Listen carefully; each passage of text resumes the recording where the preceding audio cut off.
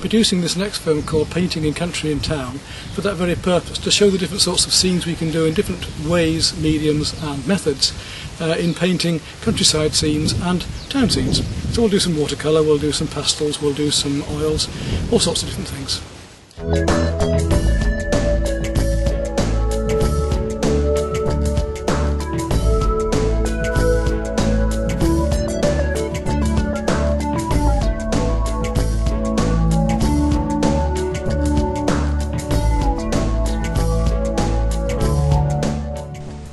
For this painting we're going to use a broken colour technique, plus using the opposites in the colour circles to get even brighter colours and tones. If we use red next to yellow we get a brighter colour, and so on. Don't confuse tones with colour intensity. Greys can be quite different. For instance, this yellow here looks very bright, but when a grey it doesn't look so bright. Here's the way I carry my oil paints: my box of oils, then my brushes, and then my painting and palette knives. Two very different things. The painting knives are the one with the raised handle, so you don't get your fingers onto the canvas or into the paint. I like to use long-handled nylon brushes, and I'll only need about 4 or 5 for this job. I'll also have a couple of artificial sables and a rigger, a very thin brush for painting the fine lines and twigs at the end. Here you've seen the colours I keep in for my palette of paints, which I can do almost anything with. You can always go back in the DVD and pause it there. Your palette can just be a cheap bit of plastic, as mine are, 2 bits, one to mix on and one to keep, or a really professional one like this. It's up to you. Oil paints will keep quite a while like this. They might dry skin on the surface, but do you realise that you can actually freeze oil paints on your palette, then thaw them out and reuse them as you wish? It's nice and easy for me here because I can set my easel up in the garden, only just away from the studio. You can see I've pegged the easel down because it's a very windy day, and put some guy ropes out. One of the first things I do is to take a photograph of the scene, so that if I have to work on it later again or the weather gets bad, I can go back to the photograph. Here are the brushes I'm going to use. I'm only going to need about 4, a large 1 inch and then some smaller ones, a 1/4 inch, and a couple of fine round brushes to do the fine twigs and the leaves and petals at the end. This time I'm working directly onto a white canvas. In the rest of the film you'll see me working onto some coloured or dark grounds, which is quite useful as well. So I want to get rid of this white canvas as quickly as possible. I'm holding my hands up to make a frame to see just what composition I'm going to have in that shape of canvas. Then I thin down some ultramarine oil paint with some turpentine, and rapidly with the tip of my brush paint in the design. Very roughly. I can move it around, I can wipe it off like that if I want to, I can make it stronger. And as soon as I've got the basic composition, I don't have to be in great detail, I can go straight into the painting. The idea is to work very quickly and very rapidly with this technique, because as you can see here, the light changes constantly, and you need to be able to paint the whole painting within about 2 to 3 hours. In fact, this one took me about 4, longer than normal.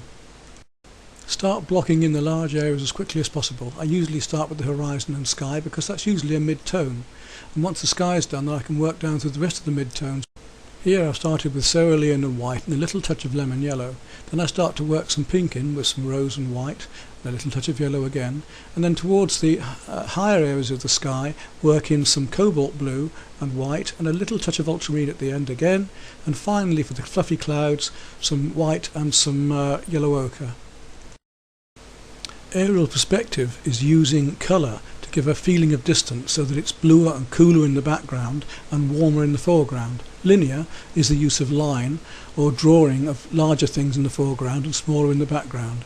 In this case I'm doing cooler trees in the background and cooler branches and so on, with more blue and a little yellow ochre and so on, and then I get stronger with my greens as I come forward. I'm not going to try and paint around branches or between twigs, so I'm painting the whole sky in rapidly. Then I'll paint my tree over the top and put the highlights in at the very end. Here I'm showing you how I paint the warmer colours in the foreground, the strong cadmium oranges and yellows, cadmium oranges, whites, burnt sienna, some alizarin crimson, all those strong warm browns, and then start making the warmer greens as well in the foreground, using sap green, emerald green, which is a cool green, but adding warmer colours to it, like the chrome yellow.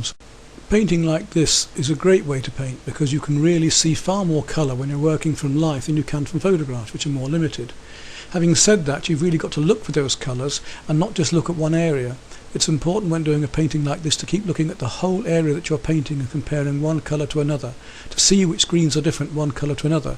There are various bluey greens, there are orangey greens, there are browny greens, all sorts of variations of greens that are cool and warm, and you have to separate those colours out. It's a little bit like painting a jigsaw, because you're going to paint the right shapes with the right colours in the right places. If you do that, your painting gradually appears. You don't have to think I'm going to paint a flower or a leaf. If you paint the right colour in the right shape, those objects will just appear. As I paint the sunflower here, you can see the truth of what I'm saying. I start with the lemon yellow and then add the warmer yellows on top, and finally the darker colours on top of that. It's still better, if you can, to put the darks over the light colours, even with oil paint, but you can go either direction. In many of the demonstrations I show you, I'm using more than one camera. In that way you can see right up to the brush tip.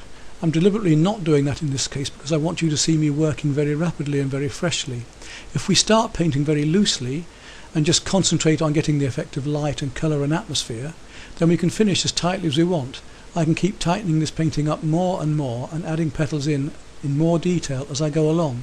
But if you start tight, you can't finish loose. It's also another very good reason to use long handled brushes, because it's a bit like a fencing match. You stand back from the work, you reach out and you can see the whole canvas. You see, I keep stepping back, getting my paint, comparing colours and then putting it on. Keep stepping back, taking a look, making sure they're correct, and gradually filling up all of those white spaces, one colour correct to another, one colour compared to another, and the more I have, the more I can get it right. It's physically and mentally quite tiring, but very exciting and stimulating. I find that because I can't stand for that longer period, I have to go and get a tall chair sometimes or a stool to sit on. So what you see me doing here is working from my mid-tones outwards both lighter and darker. Once my mid-tones are established and all those mid-lights and darks are done, and we can gradually get to the highlights. And that's one of the beauties of working in a bright sunny day, because a bright sunny day gives you that broad spectrum of tones from the very lightest to the very darkest. And it's those highlights at the end that are going to make our painting vibrant and sparkle. As the painting progresses, you see me making my greens stronger and warmer, brighter, so they almost stand out as in 3 dimensions, as if we're wearing 3D glasses. The colours are very abstract in that way. It's very important that we can get these highlights of sunlight to stand out and look 3-dimensional. We do that by the 3 techniques of using warm against cool, light against dark, and colour intensity against the opposites in the colour circle. If you look at the 3 main areas of flowers here, you'll see the examples of that in those. The large hollyhock, the red hollyhock, has cool purples and alizarin crimson amongst the rose red and cadmium red, the cools against the warms, the lights against the dark. The sunflower has purple and deep blue next to the yellows, the purple being opposite to the yellow in the colour circle. Even the pink flowers have light purple amongst them and greens, again to give the soft cool shadows. As I near the end of the painting, I'm able to go darker around the edges of some leaves and separate the shapes of the leaf out and actually put highlights and veins into those leaves. I'm also able to go to the stalks of the plants and all the little twigs and branches and use my thin brushes to paint in those delicate textures and highlights of sunlight across those. If we were using watercolour, unless we painted gouache or an opaque paint over the top, we would have had to have masked those light areas out first, and then at the very end of the painting taken the masking fluid away and delicately tinted in those light areas so that they didn't stand out like a white sore thumb. At this stage I've been painting for about 2.5 hours, and the sun is setting and the light's getting darker. You need really to be painting in the same light all of the time, which is another reason to have the photograph, just in case the weather gets bad. The forecast was good for the next day, so I managed to pack up now and return to the same place the next morning, leaving the easel out overnight. Another good reason to set up my artist's garden, where I can just leave my stuff out if I wish to.